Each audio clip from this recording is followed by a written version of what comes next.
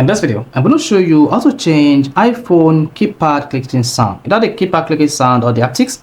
If either of this is not working or both of them are not working, you can easily turn this on your iPhone. So if at the end of this video, you found this video helpful and educative, please don't forget to like and subscribe. Now let me show you that you can easily turn on or change your iPhone keypad settings.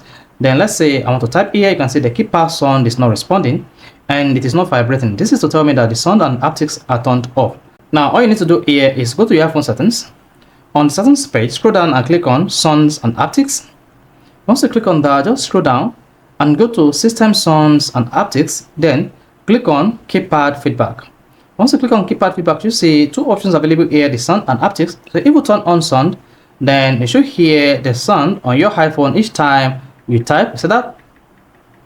Now the sound is activated. Again, to change the haptics, you just need to come back to the keyboard feedback section and turn on haptics. Then go back again and have a feel of the iPhone haptics. So that each time you press an alphabet on the keypad or keyboard on your iPhone, you should observe a vibration. That's the haptics, as well as the keypad sound. So this is how you can easily change your iPhone keyboard clicking sound. So if this is helpful and educative, please don't forget to like and subscribe.